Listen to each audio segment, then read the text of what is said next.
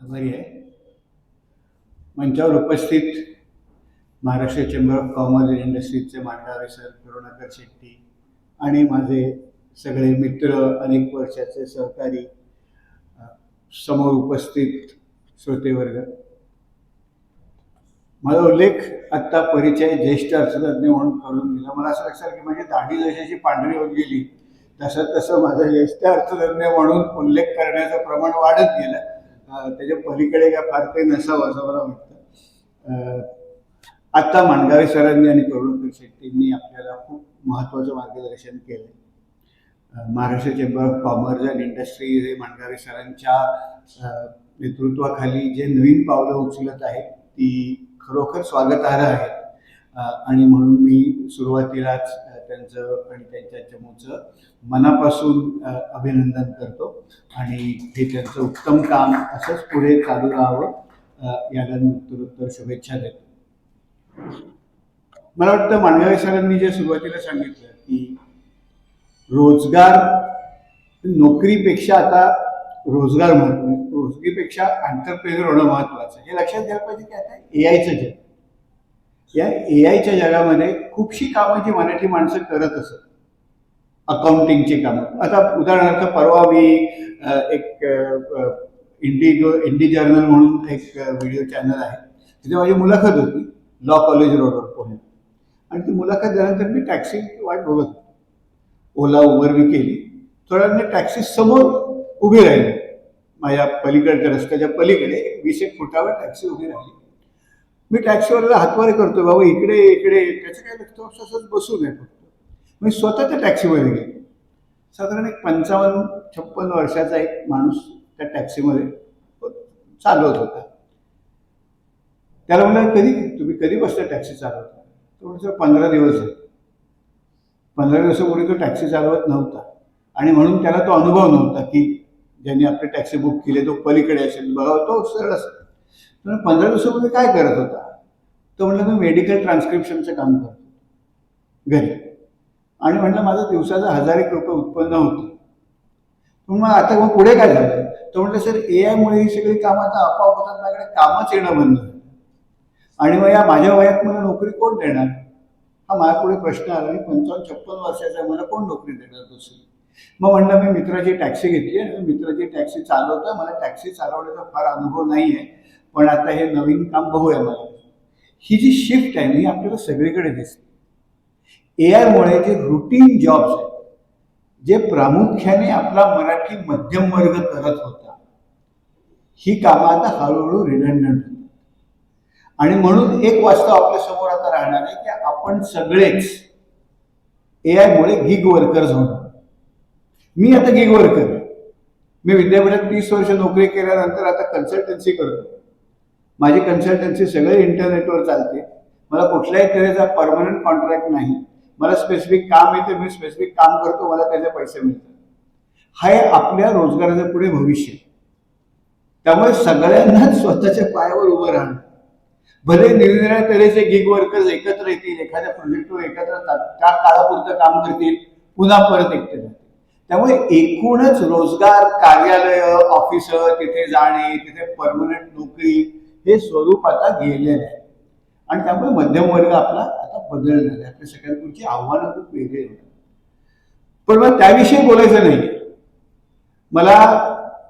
जेव्हा मला दीपक पवारांनी विचारलं की या परिषदेत आम्ही असं असं करतोय, तर माझ्या मनात एक प्रश्न आला.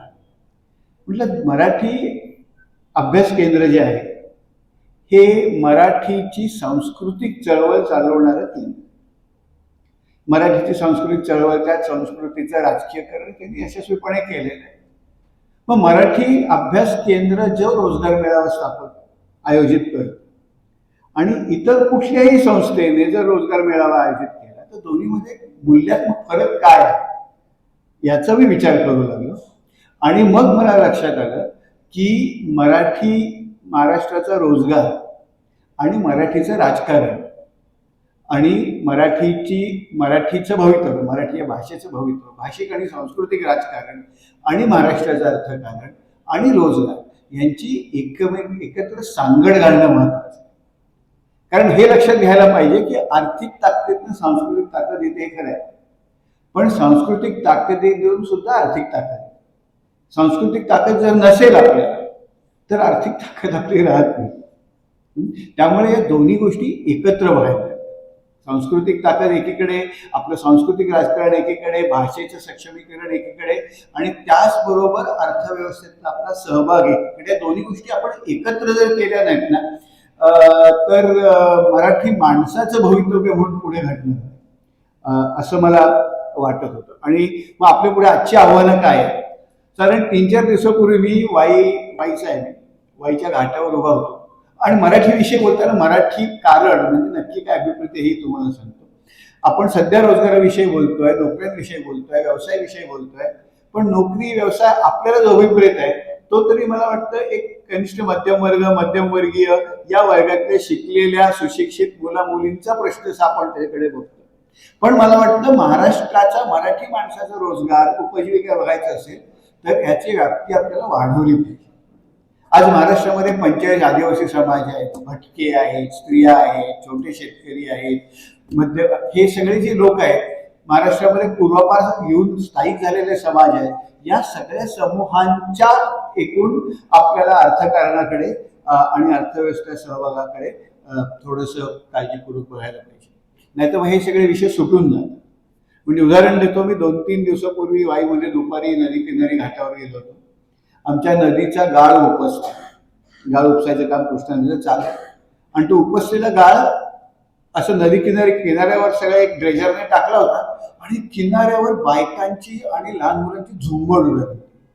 मी जाऊन उभा राहिलो त्या गाळात. ते काय करत होते तर नदीत कोणी 4 आणे कधीतरी टाकले असतील त्या गाळात भर दुपारी चिखलात उभं राहून ती पोरं बायका ती शोधत होती.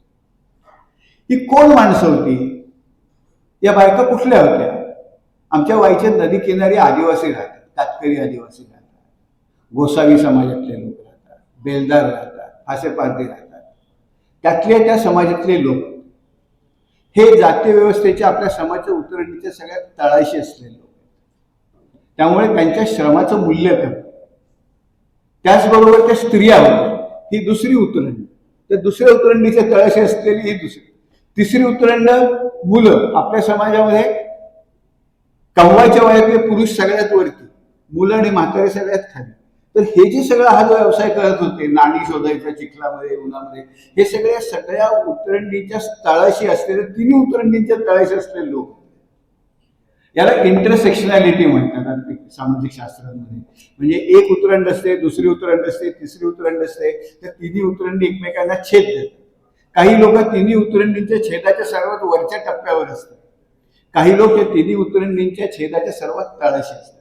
आणि तळाशी जे सगळे लोक असतात त्या लोकांची अडचण अशी असते की आयुष्याच्या शर्यतीमध्ये या लोकांची स्टार्टिंग रेसच मागे खेचलेली असते, समान नसते. म्हणजे मी अर्थशास्त्राचा विद्यार्थी आहे. आमच्या अर्थशास्त्रात असं समजलं जातं की स्पर्धा ही सर्वोत्तम.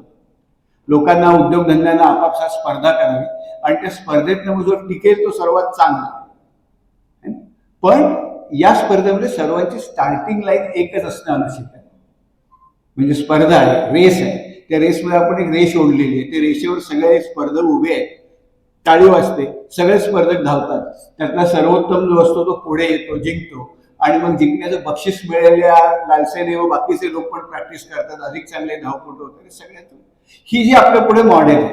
पण दुर्दैवाची गोष्ट अशी आहे की आपल्या देशातल्या खूप लोकांची, आपल्या समाजातल्या, आपल्या राज्यातल्या खूप लोकांची ही स्टार्टिंग रेषा आहे ना, ही इतरांच्या पेक्षा बरीच मागे, त्याची सुरुवातच मागे नव्हती. त्यामुळे जर जिंकायचं असेल त्यांना अधिक वेगाने धावायला लागतं किंवा किती जीव तोडून धावले तरी ते जिंकतच नाही. आणि त्यामुळे ही जी लोक आहेत हे आपल्या देशामध्ये, आपल्या राज्यामध्ये बहुसंख्य लोक.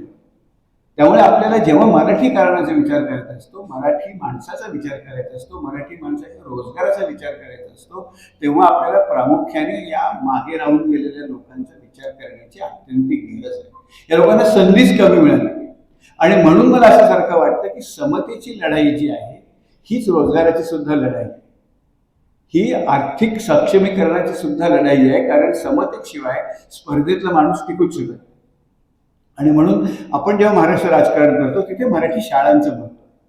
मराठी शाळा टिकल्या नाहीत तर सर्वांची रेषा समान होणार, एकच स्टार्टिंग लाईन सगळ्यांसाठी येणार नाही. आणि म्हणून मराठी शाळांचं जे राजकारण आहे ते मराठी शाळांचं राजकारण हे सर्वसामान्य मराठी माणसाच्या आर्थिक सहभागाला सक्षमीकरण करण्याचंच राजकारण आहे. आणि म्हणून मला इथे ही जोड दिसते की मराठी अभ्यास परिषद जे मराठी शाळांविषयी सातत्याने बोलत आहेत, भूमिका मांडत आहेत, त्यांना त्यांच्या रोजगाराशी काय संबंध आहे, ते वेगळ्या गोष्टी आहेत, ते वेगळ्या नाही आहेत, ते एकत्रच येणाऱ्या गोष्टी. दुसरं मला असं दिसतं की ही जी विषमता आहे त्या विषमतेच्या लढ्याला आता नवीन आव्हान आहे. म्हणजे पूर्वी याच महाराष्ट्र विषमतेविषयी विरुद्ध लढला. फुले, शाहू, आंबेडकर हे आपल्याला सर्वांना माहिती आहे. आणि पण आताचं आव्हान वेगळं आहे. आता काय झालंय की आता उत्तरेतनं आपल्याकडे एक विशिष्ट तऱ्हेचं राजकारण येत आहे. ते राजकारण आपल्या इथल्या फुले, शाहू, आंबेडकरांच्या समतेच्या राजकारणाच्या डायरेक्ट विरोधात. ते त्याला डायरेक्ट छेद देते. ते जे जातीवर आधारित राजकारण आहे, जाती वर्चस्वाचं राजकारण आहे, पुरुष सत्ताक वर्चस्वाचं जे राजकारण आहे, आपल्याकडे वेगवेगळे उत्तरेतले बाबा बुवा येऊन बोलतात. ते उगाच बोलत नाही, ते बाबा बुवा इथे येऊन बोलतात कारण तशा तऱ्हेचं वर्चस्वाचं राजकारण आपल्या इथे यावं ही काही लोकांची इच्छा आहे. कारण या जाती वर्चस्वातनं, पुरुष वर्चस्वातनं इथल्या आर्थिक सत्तेचे नाड्या पकडता येतात. आणि याच्यासाठी इथलं समतेचं राजकारण आहे हे मारून टाकणे हे या राजकारणाचं, उत्तरेतनं येणाऱ्या राजकारणाचं त्याचा महत्वाचा उद्देश आहे.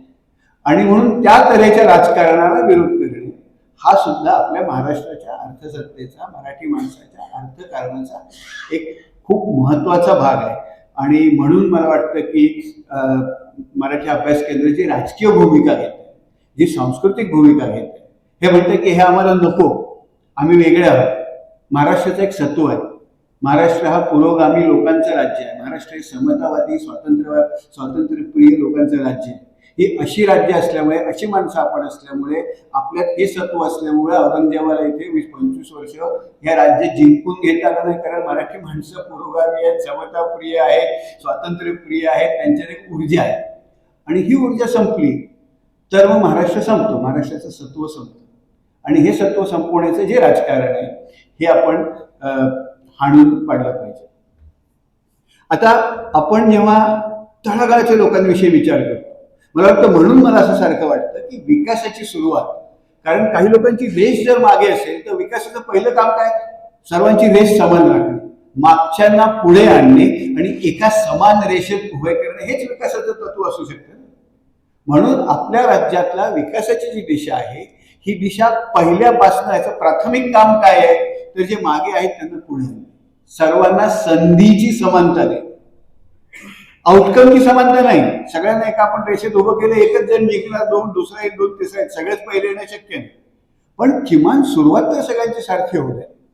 आणि हे करायचं असेल तर मग आपल्याला वेगळ्या तऱ्हेचं राजकारण, अर्थकारण कसं करायला लागेल याचा सुद्धा आम्ही विचार करतो. मी दोन फक्त उदाहरणं देतो आम्ही काय प्रयत्न करतो आहे याचे आणि संपवतो.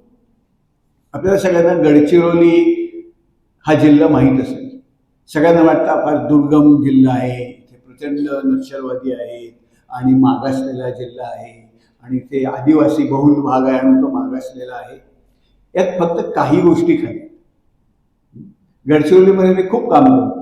गडचिरोलीच्या जवळजवळ गडचिरोलीमध्ये आदिवासींचे जे संघटन आहे आणि एकत्र येऊन काम करण्याची जी क्षमता आहे ती प्रचंड पुढे आहे. माणूस म्हणून लोकांची वागण्याची, सुसंस्कृतपणाची, कुठल्याही गडचिरोलीच्या कुठल्याही गावामध्ये मी माझी पर्स बॅग ठेवून जाऊ शकतो, 2 तासांनी येतो, कोण चोरी करत नाही. कधीही बलात्काराच्या, स्त्रियांच्या छेडछाडीच्या घटना मी ऐकलेल्या नाही. कुठेही गेलो, कुणाच्याही घरी गेलो, मला जेवण मिळतं व्यवस्थित, रात्री झोपायला मिळतं आणि अत्यंत प्रेमाने माणसं सगळी माझी वागतात. गरिबी आहे गडचिरोलीमध्ये. पण आता आम्ही काय करतोय, भारत सरकारचा 2005-06 साली वन हक्क कायदा, त्या वन हक्क कायद्याने निरनिराळ्या गावांना त्यांचं जे निस्ताराचं जंगल होतं त्या जंगलामध्ये, म्हणजे जी गावाची ज्या जंगलातनं पूर्वी बांबू आणत असतील, तेंदू आणत असतील किंवा मोहा फुलं आणत असतील, त्या सगळ्या जंगलाचं व्यवस्थापन करण्याचा हक्क त्या कायद्याने आदिवासींना दिला. आणि तो सगळा म्हणजे मग ग्रामसभा असते, मग प्रत्येक गावातला प्रत्येक जो वयस्क पुरुष असतो, 18 वर्षाच्या वरचा स्त्री पुरुष असतो, ते एकत्र बसतात, निर्णय घेतात. आपल्या जंगलात आता काय लावायचं, आपण मोहाफूल विकायचं तर केवढ्याला विकायचं, आपण तेंदू विकायचं तर केवढ्याला विकायचा, कुठल्या तऱ्हेची झाडं आपल्या जंगलात आली पाहिजेत, आपण बांबू तोडायचं तर किती तोडायचे दरवर्षी वगैरे, हे सगळं ते गाव ठरवतं. आणि अशी 1200 गावं गडचिरोलीमध्ये आता आहेत. साधारण 400 हेक्टरचं जंगल त्यांच्याकडे आहे. यांच्याकडे अनेक वन उत्पादन होतात, पण ती विकण्याची प्रोसेस नाही. का नाही आहे? कारण उदाहरणार्थ चारोळी तुम्हाला आठवत असेल, चंदन चारोळी जी आपल्या पूर्वी पेढ्यावर यायची, बासुंदीत घालायचे, ही चारोळी 3-3.5 हजार रुपये आज बाजारात विकली जाते. गडचिरोलीमध्ये अशा हजारो टनामध्ये उत्पादन, प्रचंड उत्पन्न, शेकडो टनांमध्ये उत्पन्न. पण ते पैसा गडचिरोलीत येत नाही. का येत नाही? कारण समजा मी दुर्गम गावात राहणार एक गाव आहे, माझ्या गावात 100 लोक आहेत. त्या 100 लोकांनी मिळून एक 150-200 किलो कच्ची चारोळी गोळा केली, ती स्वच्छ करून झाली 60 किलो. आता रिमोट गावात कुठेतरी माझ्याकडे 60 किलो चारोळी, म्हणजे मी त्याचं करू काय? म्हणजे ती 60 किलो चारोळी मला एकट्याला 2 पिशवीत भरून नागपूरला विकायला गेलो, तिथं बाजारात बसून मला घेऊन जाण्याचा खर्च 1000-2000 रुपये 3000 रुपये पडेल. मग ती विकू कुठे मी? तर त्यामुळे होतंय काय की आदिवासी लोक चारोळी गोळा करतात, पण मग कुठला तरी छत्तीसगड मधला व्यापारी येतो आणि त्याच्याकडनं ती 60 किलो घेतो, दुसऱ्याकडनं 20 किलो घेतो, तिसऱ्याकडनं 40 किलो घेतो, असं जाऊन ते रायपूरमध्ये मोठं मार्केट. आम्ही ठरवलं की या 1200 गावांनी एकत्र यायचे आणि आपल्याकडची सगळी चारोळी एकत्र एकाच माणसाला विकायची. आपणच ॲग्रिगेटर कंपनी स्थापन करायची. आता मी एक प्रायव्हेट लिमिटेड कंपनी आदिवासीची स्थापन करतोय. त्यात आदिवासी ग्रामसभाच शेअर होल्डर आहेत आणि या शेअर होल्डर कंपन्या आता ते कलेक्टिव्ह आम्हाला यावर्षी 20 टन चारोळी गोळा करायचे. 20 टन चारोळी गोळा केल्यानंतर त्याची प्रक्रिया आम्ही करू शकतो, कारण आमच्याकडे तो स्केल आहे. आम्ही ती परदेशात एक्सपोर्ट करण्यासाठी जे काय करायला पाहिजे कंप्लायन्स वगैरे करू शकतो, कारण आमच्याकडे तो स्केल आहे. आणि या आदिवासी लोकांना, म्हणजे आदिवासी ग्रामसभांना, त्यांनी चारोळी कंपनीला विकायची, सध्याच्या रेटपेक्षा बऱ्या रेटने विकल्या जाईल आणि मग ही पुढे विकल्या गेल्यानंतर जो फायदा होईल त्याचे पण प्रॉफिट्स मिळतील, त्याचे पण डिव्हिडंड्स या ग्रामसभांना मिळतील आणि सगळ्या ग्रामसभा तयार आहेत. हे आम्ही करणार आहोत. ही प्रोसेस आता सुरू झाली आहे. पुढच्या 5 ते 6 वर्षामध्ये तुम्हाला गडचिरोलीमध्ये भारतातली सर्वात मोठी चारोळी एक्सपोर्टर कंपनी आदिवासी लोकांनी स्थापन केलेली दिसेल. खालनं काम व्हायचं. दुसरं उदाहरण देतो. आता तुम्ही प्राडाविषयी ऐकत असाल. प्राडा कोल्हापुरीचा हा टोटल फ्रॉड आहे. आपली मानसिकता किती गुलामगिरीत बसलेली आहे याचं आपल्याला दिसतं. जगभर सगळ्यात महाग चामडं कुठलं असतं माहिती आहे? जगभर सगळ्यात महाग चामडं त्याला फुल ग्रेन लेदर म्हणतात. फुल ग्रेन लेदर म्हणजे कातडी जी असते त्याच्या चामड्याचे 3 स्तर असतात. एकतर वरचा, सगळ्यात वरचा जो स्तर असतो त्याला फुल ग्रेन लेदर म्हणतात. त्याच्या आतमध्ये जो स्किनला चिकटलेला लेदर असतो त्याला स्वेड लेदर म्हणतात. आणि मग तिसरं जे असतं, म्हणजे लेदर साफ करताना जे बारीक तुकडे उरतात त्याचं मग परत मशीनमध्ये घालून एकत्र करून त्याला जेन्युइन लेदर म्हणतात. तुम्हाला जे विकतात जेन्युइन लेदरचं पाकिट, ते खरं लेदरचं नसतं, ते आम्ही तुकडे एकत्र करून विकलेलं असतं. जगातलं नंबर 1 लेदर हे फुल ग्रेन लेदर, सगळ्यात वरचा स्तर. तुम्ही जर तो बघितला तर त्याच्यावर तुम्हाला त्या जनावराच्या केसाच्या पेशीचे सगळे फळे दिसतील, कुठे जनावर कुठे भिंतीला लागलं असेल ते दिसेल. हे सगळ्यात वरचं, सगळ्यात टणक, सगळ्यात मजबूत, सगळ्यात फ्लेक्सिबल, सगळ्यात वॉटरप्रूफ, जगातलं सर्वात महाग लेदर. आता हे लेदर जर कमावताना ऑर्गॅनिकली कमवतात, म्हणजे आपल्या महाराष्ट्रात कसं कमवतात चामडं माहिती आहे? हे चामडं, हे जी स्किन येते ही ढोर समाज विकत घेतो कत्तल खात्यातनं. नंतर आपल्याकडे ज्या टॅनरी असतात तिथे त्या चामड्यामध्ये बाबूळ आणि बाबळ्याची साल आणि हिरडा भरला जातो. 21 दिवस हे चामडं टॅन केलं जातं ऑर्गॅनिकली. त्यामुळे ते 21 दिवस टॅन केल्यानंतर मग चर्मकार विकत घेतो, म्हणजे ऑर्गॅनिकली टॅन असतं. केमिकलने टॅन होत नाही. भारतात आपल्याकडे उत्तर प्रदेशात वगैरे जे येतं ते केमिकली टॅन असतं. केमिकली टॅन मग ते कामगाराकडे येतं, चर्मकाराकडे येतं आणि चर्मकार साधारण एक चप्पल बनवायला 8 ते 10 दिवस लागतो. पूर्ण चप्पल ही हाताने बनवलेली असते. त्यामध्ये फक्त चामडं वापरलेलं असतं. त्याच्यामध्ये प्लास्टिक नसतं, खिळा नसतो, काही नसतं. सगळे चामड्याने बनवलेली अत्यंत उच्च कलाकुसरीची वस्तू असते, जी त्या वापरणाऱ्याच्या पायाप्रमाणे बनवली असते. जर तुम्ही अमेरिकेत गेलात आणि म्हणलात मला असं फुल ग्रेन लेदरचा बूट पाहिजे, ज्याचं लेदर ऑर्गॅनिकली कमवलं पाहिजे माझ्या मापाप्रमाणे, तर फक्त बिल गेट्सलाच परवडतं. इतकं महाग पडतं. इतकं महाग आज अमेरिकेमध्ये किंवा कुठल्याही विकसित देशामध्ये असं फुल ग्रेन हाताने कमवलेल्या चामड्याची जी वस्तू जर विकली त्या रेटने विकली जाते. माझ्या राज्यामध्ये, माझ्या देशामध्ये, महाराष्ट्रामध्ये हे करणारा माणूस सर्वात गरीब माणूस. चर्मकार माणूस हा आज जातीव्यवस्थेत उतरण्याखाली अर्थव्यवस्थेखाली शेवटी, म्हणजे त्याची माल तोच आहे, वस्तू तीच आहे, पण तिला भाव मिळत नाही. का मिळत नाहीये भाव? तर एकतर पाय असतो ना, पाय म्हणजे आपल्याकडे आपली समज अशी आहे की ब्राह्मण डोक्यात तयार झाले, शूद्र पायात. पायात ती गोष्ट असते ती कमी किमतीची, ती कमी मोलाची, आणि पायाला हात लावणारा माणूस तो एकदम खर्च. चर्मकार लोक मला सांगतात, तुम्ही त्याला म्हणलं पोरांवर तुम्ही तुमच्या वडिलांचा धंदा का करत नाही? मी पैसे देतो. ते म्हणतात सर पैसे द्या तुम्ही, पण पोरगी कोण देत नाही. कारण आमच्या धंद्याला प्रतिष्ठा आहे, आणि धंद्याला प्रतिष्ठा का नाही, जाती व्यवस्थेमध्ये प्रतिष्ठा नाही. म्हणजे जर चामड्याच्या बुटाचा कारखाना काढला, तिथं काम करायला माणसं मिळत नाही. कोल्हापुरी चपलीच्या दुकानात काम करायला पोरं मिळत नाहीत. ती पोरं कुठेतरी कॉल सेंटरवर कमी पैशात काम करतील, पण चपलेचं काम नको. ही जी जाती व्यवस्थेची, कारण त्या माणसाला ते चिकट. आता ह्याच्यातनं मग हे कसं बदलायचं? याला प्रतिष्ठा, व्यवसायाला प्रतिष्ठा कशी देता येईल? आमचा प्रयत्न असा सुरू आहे की आपण जर एअरपोर्टवर गेलो तर एअरपोर्टवर हाय डिझाईनच्या बॅगा वगैरे विकलेल्या असतात. भयंकर हाय एंड दुकानं असतात चामड्याच्या. त्या सगळ्या पॉंडिचेरी वगैरे मधून बदलून चामड्याचा तो व्यवसाय आहे, आणि त्या चामड्याच्या व्यवसायाला एकदम प्रतिष्ठित लक्झरी व्यवसाय केल्यामुळे प्रतिष्ठा आहे. कोल्हापुरी चपला नाही आपण हे करू शकतो. कोल्हापुरी चपलांचं रिब्रँडिंग करायचं, high quality luxury item Python म्हणून करायचंच नाही, आणि high quality luxury item handicraft म्हणून जर केला तर त्याला आपल्याला चांगल्यापैकी मार्केट मिळू शकेल. तर आपल्याला आपल्याकडच्या नवीन उद्योगांसाठी, आपल्याकडे सर्वसामान्य लोकांना फायदा मिळण्यासाठी वेगळ्या तऱ्हेने आपल्याला विचार करायला लागणार आहे. आणि आपण सगळ्या जिथे एकत्र जमलेला, तर हा वेगळा विचार मांडण्यासाठी, तर त्यामुळे मला वाटतं आपल्याला तिसरं एक उदाहरण सांगतो आम्ही काय करतोय. आणि मग हा आमच्याकडे वाईला कातकरी समाजाचे लोक आहेत, ते खेकडे पकडतात, खेकडे. आणि वाईला एका चौकात उतारावर खेकडे विकायला बाया बसतात. पुरुष सकाळी संध्याकाळी 4-5 पर्यंत खेकडे पकडतात, आणि मग त्या बाया येऊन बसतात खेकडे विकायला. पूर्वी 5-10 होत्या, आता 30-40 बाया झाल्या. त्या साधारण बसल्या संध्याकाळी की माणसं खेकडे विकत घ्यायला, आणि तो घरनं खेकडा करायचा म्हणून आलेला असतो, मसाला बिसाला वाटून आलेला असतो. मग ते बाई केवढ्याला? मग ते बाई म्हणते 200 रुपये. नको म्हणतो, महाग. हा घरनं सगळा करून आलेला असतो तयारी. परत तासाभराने येतो, केवढ्याला? 200 रुपये. नको म्हणतो. असं कसं अंधार पडायला लागतो, त्या बाईला खेकडे विकायचे असतात, घरी स्वयंपाक करायचा असतो, ती त्याला 100-150 तो देऊन टाकते. हा घरी जाऊन जेवतो, कातकऱ्यांना पैसे मिळतात. आता आम्ही कातकऱ्यांचे खेकड्याची मोनोपोली दुकान आहे.